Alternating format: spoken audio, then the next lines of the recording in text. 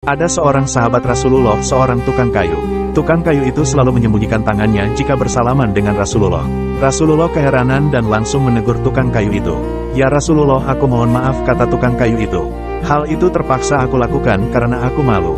Aku cuma seorang tukang kayu. Tanganku ini kasar dan tidak halus seperti tangan engkau dan para sahabat lainnya." Jelas tukang kayu itu sedih.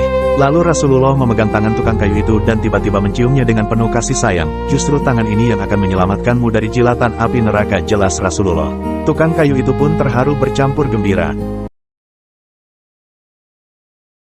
Sebelum Nabi Adam diciptakan, iblis merupakan makhluk yang paling mulia di sisi Allah. Saking mulianya iblis pada masa itu memiliki beberapa nama yang bagus di setiap lapisan langit, yaitu Al-Abid pada langit yang pertama, langit kedua dan seterusnya disebut Az-Zahid, Al-Arif, Al-Wali, At-Taqi, Al-Kazin dan As-Sazil. Sementara di Lauhul Mahfud namanya ialah iblis. Allah memerintahkan iblis dan para malaikat untuk bersujud kepada Nabi Adam, tapi sifat iblis yang sombong dan angkuh mengalahkan kemuliaannya di hadapan Allah. Iblis berkata, "Adakah engkau mengutamakannya daripada aku, sedangkan aku lebih baik daripadanya? Engkau jadikan aku dari api, dan engkau jadikan Adam daripada tanah." Kemudian Allah berfirman kepada iblis, "Aku membuat apa yang aku kehendaki." Ketika para malaikat mengangkat kepala selesai sujud, mereka mendapati iblis tidak melakukannya, maka para malaikat bersujud kembali untuk kedua kalinya.